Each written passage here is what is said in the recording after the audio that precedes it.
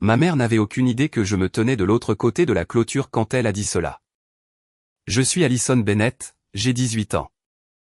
Et jusqu'à ce moment, je pensais que la pire chose que ma famille pouvait faire était de me comparer à des gens qu'ils considéraient plus impressionnants. Puis j'ai entendu ma mère dire à notre voisine qu'elle aimerait que mon enfant ait autant de succès que le sien.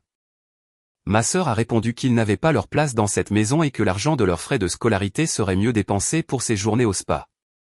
Personne ne m'a défendu. Je suis resté là, tenant un dossier du travail, réalisant qu'ils discutaient de mon avenir comme si c'était de l'argent restant qu'ils pouvaient redistribuer. J'aurais pu contourner la clôture et les confronter. Au lieu de cela, je suis entré, j'ai verrouillé la porte de ma chambre, j'ai ouvert mon ordinateur portable et j'ai fixé la demande de bourse que j'avais été trop nerveuse pour soumettre. 10 minutes plus tard, j'ai appuyé sur envoyer. Je ne savais pas jusqu'où cette décision m'emmènerait. Je savais seulement que ma surprise arriverait avant qu'ils ne comprennent ce que j'avais fait. Avant de vous raconter ce qui s'est passé ensuite, dites-moi d'où vous regardez et quelle heure il est chez vous. Je veux savoir jusqu'où cette histoire voyage. Jusqu'à cette nuit-là, j'avais passé des années à supposer que les comparaisons de maman étaient simplement agaçantes. Je me disais que Laura Bennett était le genre de parent qui croyait que la pression créait l'ambition. Elle aimait les réalisations qui pouvaient être expliquées rapidement lors d'un barbecue de quartier, les titres de poste, les voitures chères, les photos soignées, les promotions aux noms impressionnants. Ma sœur aînée, Madison, correspondait parfaitement à ce monde. À 24 ans, elle était extravertie, élégante et douée pour transformer chaque achat en une histoire sur sa réussite. Elle travaillait dans un studio de fitness de luxe, publiait constamment sur le bien-être et avait réussi à convaincre maman que paraître réussir était presque la même chose que réussir. J'étais différente. J'aimais les cartes, les mesures, les bases de données et les problèmes tranquilles qui avaient des réponses correctes. Après l'école, je travaillais à temps partiel dans une entreprise d'arpentage et de SIG à Spokane Valley. Je numérisais principalement des registres de propriété, vérifiais des notes de terrain et aidais à mettre à jour les fichiers de cartographie municipale. Ce n'était pas glamour, mais j'adorais ça. J'avais une moyenne presque parfaite et je suivais des cours de calcul infinitésimal au Community College parce que je voulais étudier le génie géospatial. La voisine à qui maman avait parlé était Suzanne Brox. Sa fille, Claire Brox, avait 28 ans, vivait dans un condo à Seattle et travaillait comme directrice régionale des ventes pour une entreprise de technologie médicale. Claire était intelligente et accomplie, mais maman l'avait transformée en étalon de mesure. Elle disait de regarder Claire quand je rentrais du travail. Claire savait comment construire une carrière que les gens respectaient. Si je mentionnais un projet de cartographie, maman demandait combien il payait. Si je parlais d'un cours, elle demandait s'il mènerait à un emploi avec un bureau d'angle. Si je disais que j'avais obtenu la meilleure note en statistique, elle me disait que Claire s'était envolée pour San Diego pour une conférence.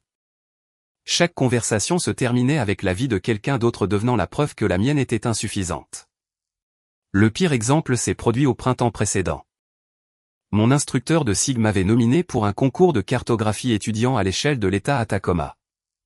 J'ai passé 6 semaines à construire un modèle de risque d'inondation en utilisant des données d'élévation et des registres de drainage historique. Quand mon projet a atteint la finale, j'ai demandé à maman de venir à l'événement de reconnaissance. Elle a dit qu'elle essaierait. Le matin de l'événement, Madison a annoncé que le spa avait déplacé son rendez-vous et qu'elle avait besoin qu'on la conduise à l'autre bout de la ville. Maman a choisi le rendez-vous.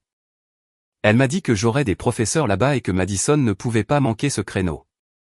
J'ai pris un bus pour Tacoma avec mon instructeur. Mon projet s'est classé 2e et les juges ont recommandé que je postule pour une bourse nationale parrainée par une fondation d'ingénierie. Quand je suis rentré à la maison, maman a jeté un coup d'œil au certificat et a dit que c'était bien. Madison lui montrait un nouveau coffret de soins de la peau. J'avais enfoui ce souvenir parce qu'admettre ce que cela signifiait était pire que de prétendre que c'était normal. Mais après les avoir entendus derrière la clôture, le schéma est devenu impossible à ignorer. Maman avait créé un système de classement privé, et je perdais un concours auquel je n'avais jamais accepté de participer. Le commentaire sur l'argent de mes frais de scolarité a rendu autre chose claire. Il ne voyait pas l'université comme ma prochaine étape. Il la voyait comme une dépense qui pouvait être pesée contre les désirs de Madison. Pendant les jours qui ont suivi, j'ai cessé de donner des informations de mon plein gré. Maman a demandé comment était le travail et j'ai dit bien. Elle a demandé si j'avais choisi entre les universités locales et j'ai dit que j'y réfléchissais encore. Madison a demandé si j'allais être de mauvaise humeur pour toujours et je lui ai dit que j'étais fatigué. J'ai arrêté de laisser des brochures de bourse sur le comptoir de la cuisine. J'ai déplacé mes documents de candidature dans un dossier que je gardais avec moi. J'ai arrêté de demander à maman de relire mes essais parce que son approbation n'était pas une exigence. La seule personne que j'ai contactée était ma tante Evelyn Carter, la sœur aînée de maman. Tante Evelyn habitait à 20 minutes et gérait les opérations d'une caisse de crédit régionale. Elle avait toujours traité mes intérêts comme s'ils étaient réels. Je l'ai appelée après le travail et lui ai demandé si je pouvais passer. À sa table de cuisine, j'ai posé ma demande de bourse, mes fiches de paie, 2 lettres d'acceptation à l'université et un carnet rempli de dates limites. Je ne lui ai pas parlé de la clôture. Pas encore. J'ai seulement dit que j'avais besoin d'aide pour comprendre comment gérer l'université par moi-même. Elle ne m'a pas dit de rentrer chez moi et d'en parler d'abord à maman. Elle a lu chaque page. Puis elle a posé 3 questions pratiques. Combien d'argent j'avais économisé, quels documents étaient encore en possession de maman et si l'un de mes comptes pouvait être accessible par quelqu'un d'autre que moi. J'ai répondu du mieux que je pouvais. Pour une fois, quelqu'un traitait mon avenir comme quelque chose à protéger plutôt que quelque chose à comparer, critiquer ou dilapider. Evelyn s'est penchée en arrière, a de nouveau regardé les papiers et son expression a changé. Elle a dit que si j'étais sérieuse à l'idée de faire cela sans ma mère, nous devions nous assurer qu'elle ne pourrait pas le défaire pour moi. Le samedi suivant, tante Evelyn est venue me chercher avant que maman ne soit réveillée. Nous avons passé la matinée à faire les choses les plus banales imaginables, ce qui était exactement la raison pour laquelle elle comptait. Nous avons fait une liste de contrôle des dates limites d'inscription, des exigences de bourse, des documents d'identité, des informations bancaires et des dossiers de travail. J'avais récemment eu 18 ans, alors Evelyn m'a expliqué ce que je pouvais légalement contrôler par moi-même et ce que je devais sécuriser avant que quelqu'un d'autre ne puisse créer de la confusion. Nous avons récupéré mon certificat de naissance dans la boîte ignifuge du bureau de maman après que je l'ai demandé ouvertement. J'avais déjà ma carte de sécurité sociale.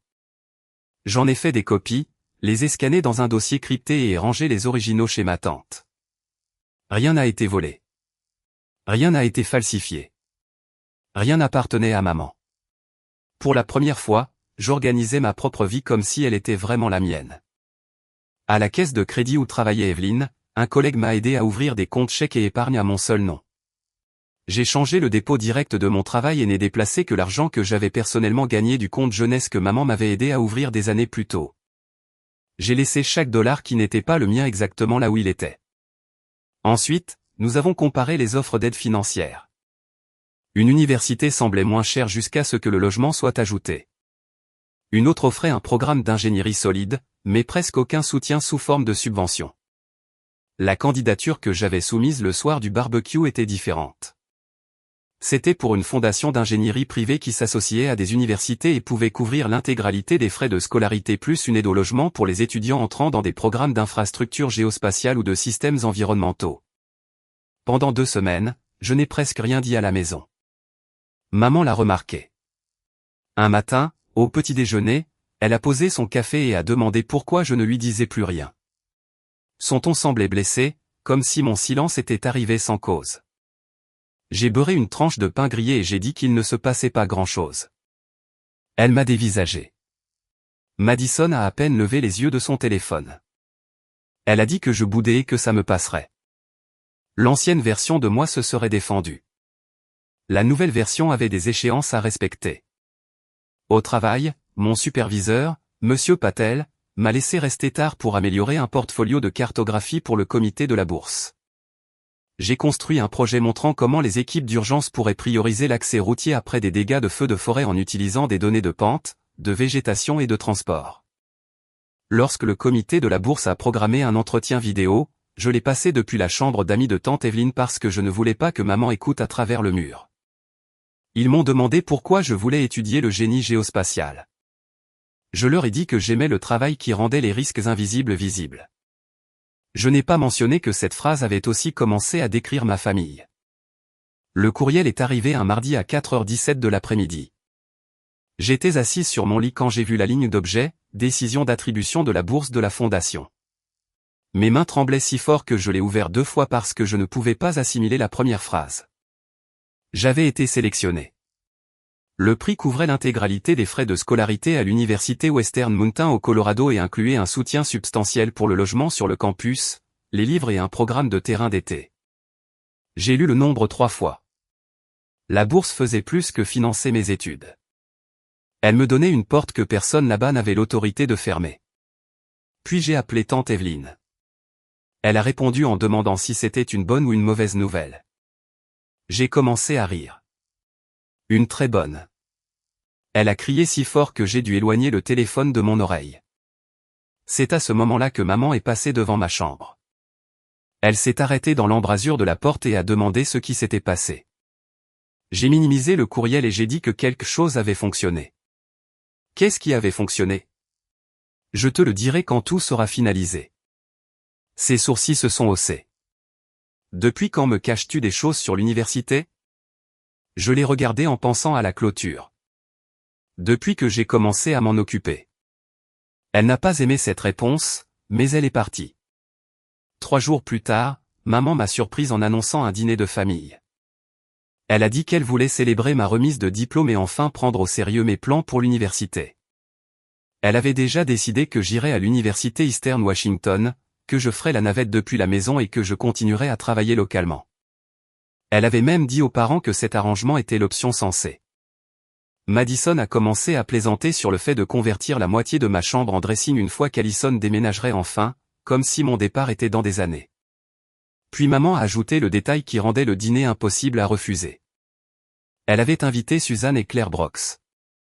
Elle a dit, satisfaite d'elle-même, que Claire pourrait me donner quelques conseils pour devenir plus ambitieuse. Je l'ai fixé une seconde, puis j'ai souri. Bien sûr, je serai là. Maman pensait qu'elle avait organisé une autre soirée où le succès de Claire serait utilisé pour me corriger. Elle n'avait aucune idée qu'elle avait invité le public exact qui comprendrait ma surprise. Le vendredi soir, maman avait transformé notre salle à manger en une célébration pour un avenir qu'elle avait inventé pour moi. Il y avait des fleurs sur la table, des photos de remise de diplôme encadrées sur le buffet, et un petit panneau qui disait « Prochain arrêt, l'université ». Même si elle ne m'avait toujours pas demandé où j'allais réellement, tante Evelyne est arrivée la première. Elle m'a jeté un rapide regard qui demandait si j'étais sûr. J'ai hoché la tête. Suzanne Brox est arrivée ensuite avec Claire, suivie de 2 cousins, du frère de maman et de Madison, qui est descendu 20 minutes en retard dans une nouvelle tenue de couleur crème et s'est immédiatement plainte que l'éclairage était mauvais pour les photos. J'ai regardé maman se déplacer dans la pièce comme une hôtesse d'événements. Laura Bennett aimait les occasions où elle pouvait contrôler l'histoire. Elle a dit à un cousin qu'Allison avait enfin commencé à réfléchir sérieusement à son avenir. À un autre, elle a dit que nous avions examiné ses options. Le dîner était presque terminé quand maman a tapoté légèrement sa fourchette contre son verre. Tout le monde s'est tourné vers elle. Elle a commencé en disant qu'elle voulait juste dire à quel point elle était fière d'Allison. Qu'elle avait toujours mis un peu plus de temps à trouver sa voie, mais qu'elle savait qu'elle y arriverait. Parfois, les enfants ont besoin d'un coup de pouce. Parfois, ils ont besoin que quelqu'un leur montre à quoi ressemble le succès. Ses yeux se sont tournés vers Claire. Suzanne s'est agitée sur sa chaise. Claire a eu un petit sourire mal à l'aise. Maman a continué, expliquant qu'elle m'avait encouragé à être pratique, à rester près de la maison et à choisir une voie avec de réelles opportunités. Puis elle a dit que nous avions regardé les écoles locales et qu'elle pensait qu'Allison était enfin prête à prendre une décision intelligente. 1 mois plus tôt, ce discours m'aurait fait rougir. Maintenant, il semblait presque drôle parce que maman s'attribuait le mérite de décisions dont elle ignorait l'existence. Elle s'est tournée vers moi. Pourquoi ne dis-tu pas à tout le monde ce que tu as décidé? Tante Evelyne a posé sa serviette. Je me suis levé. D'accord. Maman a souri comme si elle m'avait tendu un script. J'ai accepté une bourse de la fondation d'ingénierie. J'ai dit qu'elle couvrait l'intégralité de mes frais de scolarité à l'université Western Mountain, la plupart de mon logement sur le campus, mes livres et un programme de terrain d'été. Je m'inscris en génie géospatial. L'orientation commence dans 6 semaines, et tante Evelyne me conduit au Colorado. Pendant une seconde, personne n'a parlé. Puis le sourire de maman a disparu. Le Colorado? Oui. Madison a levé les yeux si vite qu'elle a failli laisser tomber son téléphone. Tu déménages au Colorado? Oui. Maman a eu un petit rire. Le genre que les gens utilisent quand ils pensent que la réalité peut être corrigée par le ton. Non, je veux dire, de quoi parles-tu? Nous n'avons pas discuté du Colorado. Il n'y avait plus rien à discuter, Laura. La pièce est devenue silencieuse d'une manière différente. Son visage a changé immédiatement. Excuse-moi. Tu m'as demandé d'annoncer mon choix d'université. C'est mon choix d'université. Je suis ta mère. Je sais. Alors pourquoi est-ce que j'apprends ça en même temps que tout le monde? J'aurais pu dire que c'était parce que tout le monde avait apparemment entendu ce que tu pensais de moi avant moi. Mais je n'étais pas encore prête à révéler ça. Parce que la candidature était la mienne. La bourse est la mienne et la décision est la mienne. Maman s'est tournée vers tante Evelyne. Tu savais? Oui. Evelyne a dit. Tu l'as aidé à me cacher ça? J'ai aidé une jeune de 18 ans à comprendre ses papiers. Madison a levé les yeux au ciel. C'est ridicule. Tu agis comme si tu t'échappais de quelque chose. Je l'ai regardé. J'ai dit que j'allais à l'université. Maman a essayé de reprendre le contrôle. Elle s'est retournée vers la table et a souri avec raideur. Eh bien, clairement, il y a eu un problème de communication. Allison s'emballe pour les opportunités. Nous discuterons pour savoir si c'est réaliste. C'est déjà accepté. J'ai dit que mon acompte d'inscription était couvert par la bourse. Le logement est confirmé. C'est à ce moment-là que Madison a commis l'erreur que maman ne pouvait pas arranger. Elle s'est penchée en arrière et a dit, « Attends, si tes frais de scolarité sont couverts, qu'advient-il de tout l'argent que maman économisait pour tes études ?» Les yeux de tante Evelyne se sont plissés. Mon oncle a arrêté de tendre la main vers son café. Suzanne a regardé maman, puis Madison. Maman a dit rapidement que ce n'était pas quelque chose dont nous devions discuter à table. Mais Madison a continué. Je demande juste. Si Allison n'en a pas besoin, alors évidemment, il peut être utilisé pour d'autres choses. J'ai regardé directement ma sœur.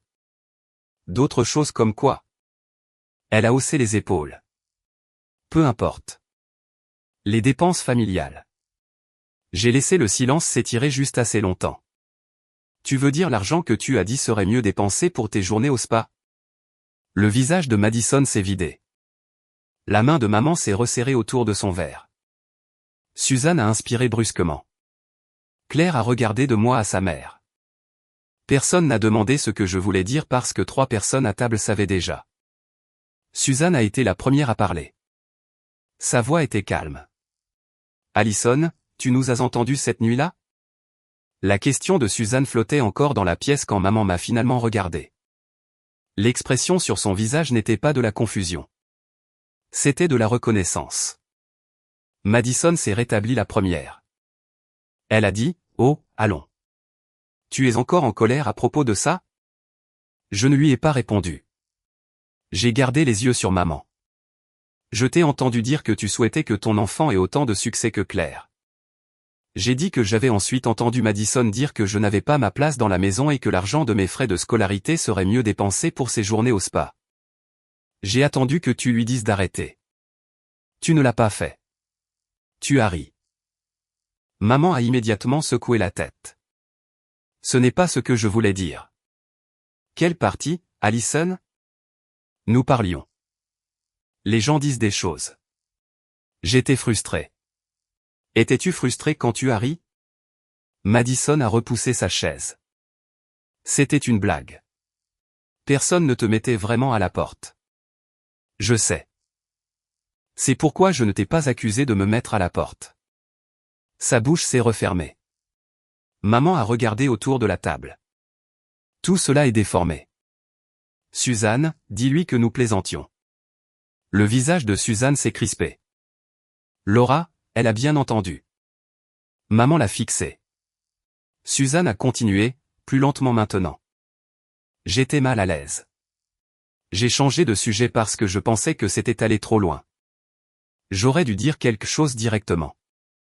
Je ne l'ai pas fait. Je suis désolé pour ça, Allison. Claire avait l'air horrifiée. Maman, mon travail faisait partie de ça. Suzanne a hoché la tête une fois. Claire s'est tournée vers moi.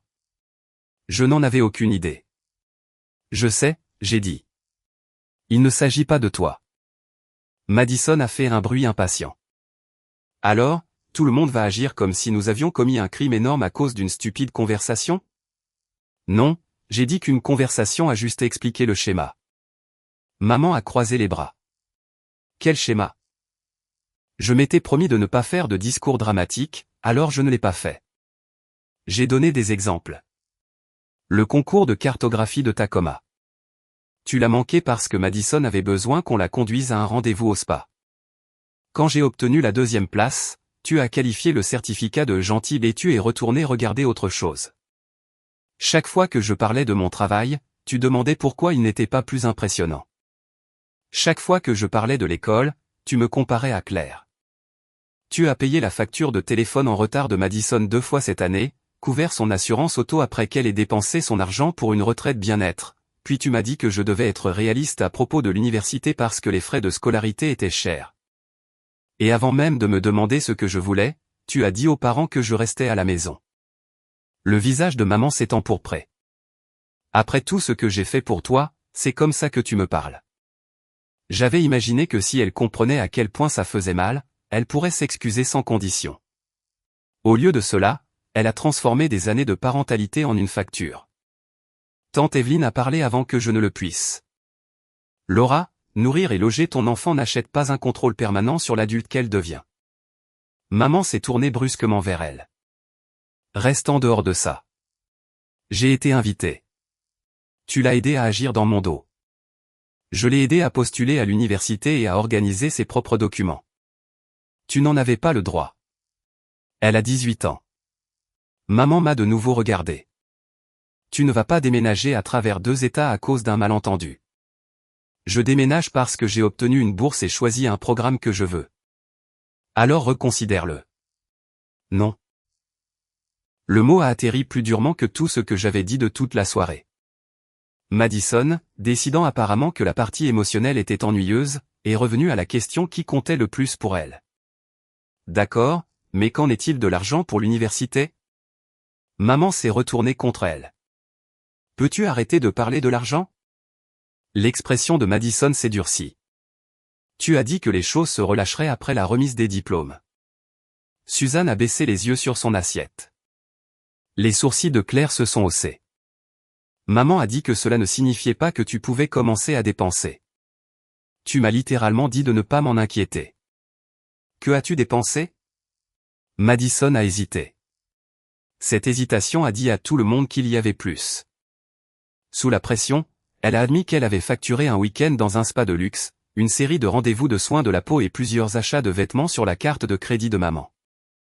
Elle a dit que maman avait promis qu'il y aurait plus de marge dans le budget une fois que ma situation scolaire serait réglée. Maman l'a regardée avec incrédulité. Madison l'a regardée en retour comme si c'était elle la trahi.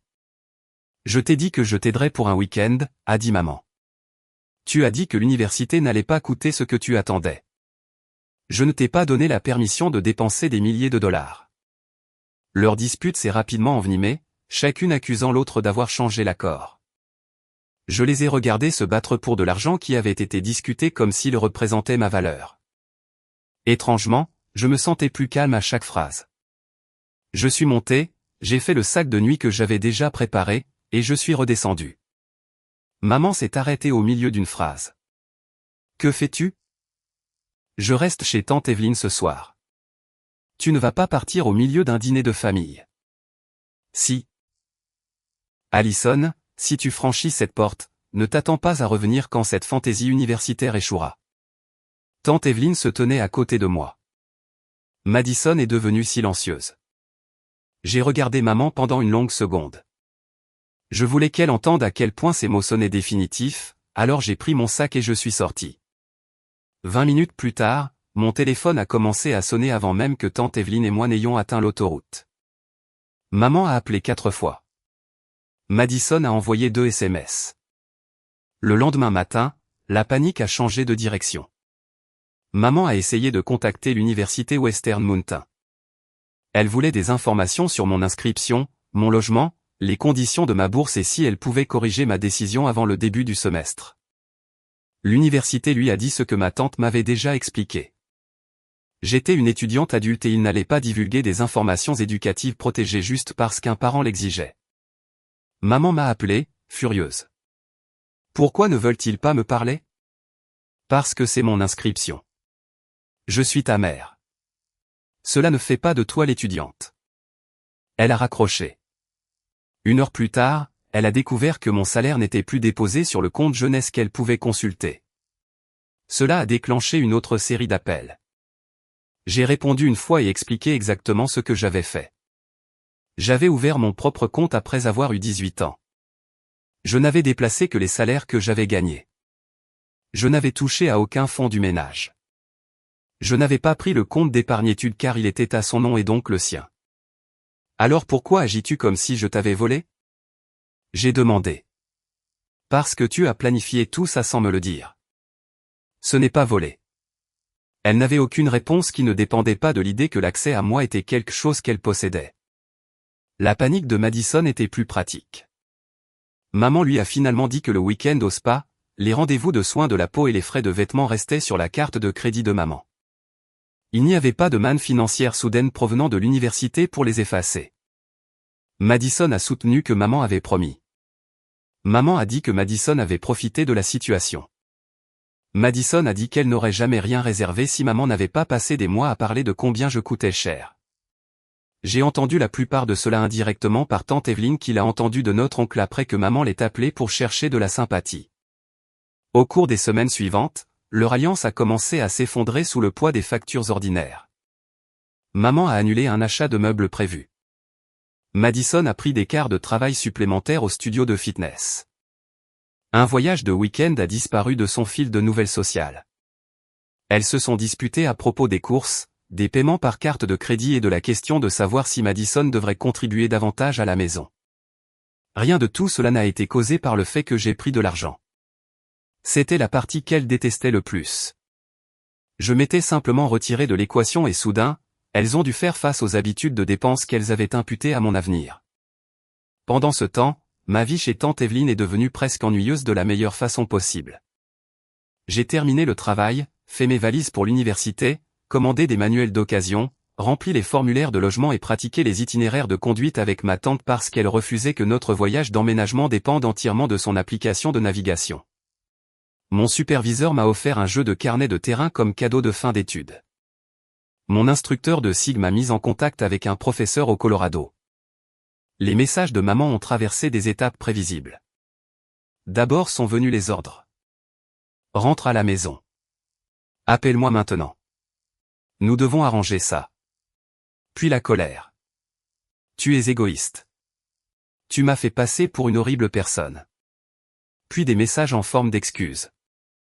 Je suis désolé que tu l'aies pris de cette façon. Je suis désolé que les choses aient dégénéré. Puis la culpabilité. Je n'ai pas dormi. La maison semble vide. Les familles ne se font pas ça. J'ai répondu une fois. J'ai besoin de distance. Ne contacte plus mon école ou mon employeur. Elle a ignoré la deuxième phrase. 2 jours plus tard, maman est apparue chez tante Evelyne juste après le dîner. Ma tante a ouvert la porte mais ne l'a pas invitée à entrer avant que je dise que j'étais prête à parler pendant 10 minutes. Maman s'est assise en face de moi dans le salon et semblait plus petite qu'au dîner, mais toujours agitée, cherchant toujours l'argument qui restaurerait l'ancien ordre. Je n'ai jamais pensé que tu étais un échec, a-t-elle dit. J'ai posé la question que je portais en moi depuis la clôture. Alors pourquoi était-ce si facile à dire quand tu pensais que je n'étais pas là? Elle a baissé les yeux. Je comparais. Je n'aurais pas dû. Ce n'est pas une réponse. J'étais inquiète pour toi. Tu as dit à quelqu'un que tu souhaitais que je sois plus comme sa fille. J'ai dit que je souhaitais que tu aies autant de succès. Et Madison a dit que je n'avais pas ma place dans la maison. Je n'étais pas d'accord avec ça. Tu as ri. Les yeux de maman se sont remplis de larmes. Je suis désolé. Pendant une seconde, j'ai cru que les excuses pourraient se suffire à elles-mêmes. Puis elle a ajouté, mais les familles se pardonnent. Je me suis penché en arrière. Tu penses toujours que cette conversation porte sur ce que je te dois. Ce n'est pas juste. C'est exactement ce que tu viens de dire. J'essaie de sauver notre famille. J'essaie de construire une vie où je n'ai pas à mériter le respect de base. Elle a commencé à pleurer. Je ne me sentais pas victorieuse. Je me sentais fatiguée. Je ne suis pas venu ici pour te punir. J'ai dit, je suis venu ici pour arrêter de te laisser décider de ce que je vaux. Puis j'ai regardé tante Evelyne. J'ai terminé. Ma tante s'est levée et a ouvert la porte d'entrée. Maman a attendu comme si je pouvais changer d'avis. Je ne l'ai pas fait. Evelyne l'a raccompagnée dehors. 3 semaines plus tard, le VUS de tante Evelyne était chargé avant le lever du soleil. Nous avions prévu de partir à 6 heures. À 5h42, une voiture s'est garée dans l'allée. Maman est sortie la première. Madison a suivi. Tante Evelyne m'a regardé. C'est toi qui décides. Je suis sorti et j'ai fermé la porte derrière moi. Maman avait clairement pleuré. Madison avait l'air plus en colère que triste. Pendant plusieurs secondes, personne n'a parlé.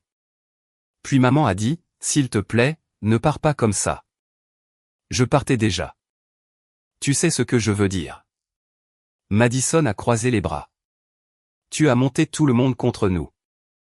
Je n'ai dit à personne de choisir son camp. Oncle David parle à peine à maman. Suzanne ne veut pas venir. Claire ne me suit plus. Ce sont leurs décisions. Tu leur as raconté ce qui s'est passé. Tu leur as raconté ce qui s'est passé au dîner devant tout le monde. Le visage de Madison s'est durci. Tu voulais nous humilier? Non. Si je l'avais voulu, j'aurais enregistré la conversation derrière la clôture et l'aurais publiée quelque part. Je ne l'ai pas fait. J'ai postulé pour une bourse. Maman a tressailli. Allison, je sais que j'ai mal géré ça. Je sais que j'aurais dû te défendre. Je sais que j'aurais dû te demander ce que tu voulais au lieu de supposer. Je demande une autre chance.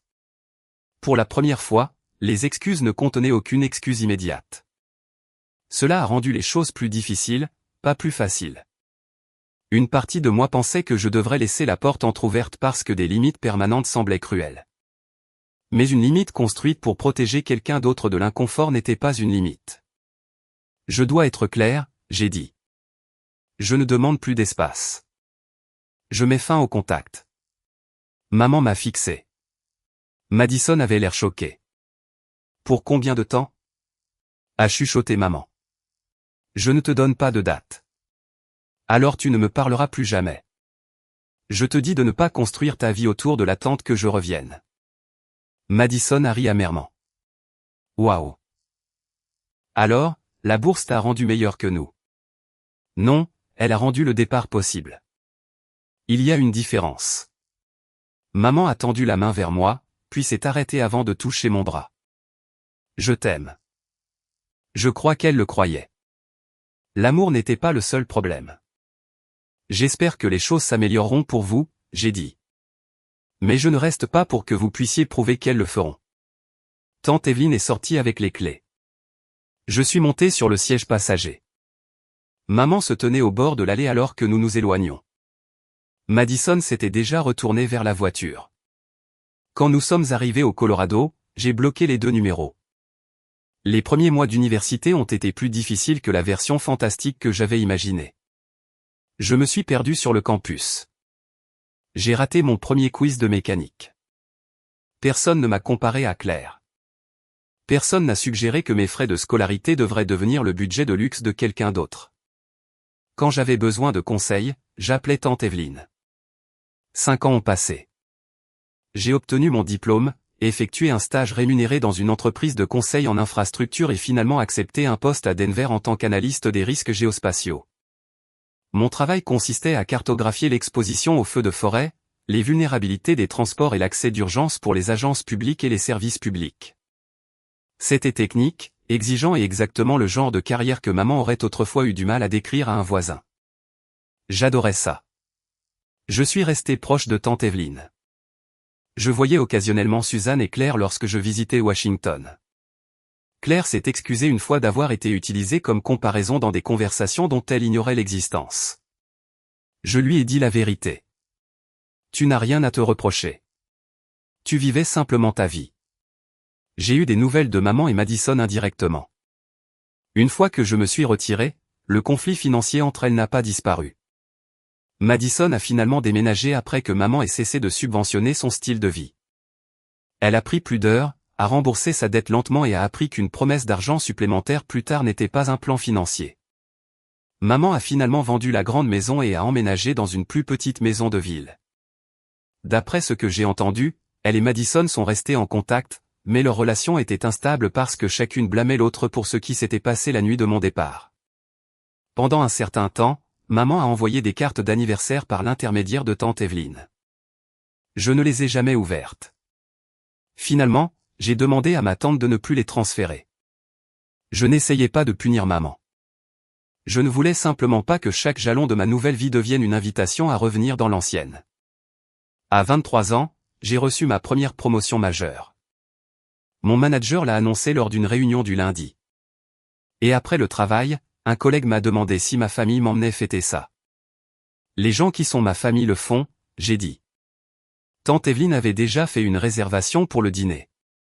Ce soir-là, assise en face d'elle, j'ai pensé à la phrase que j'avais entendue à travers la clôture des années plus tôt. Maman avait souhaité un enfant plus réussi. L'ironie était presque trop parfaite. J'ai réussi selon les normes qui lui importaient.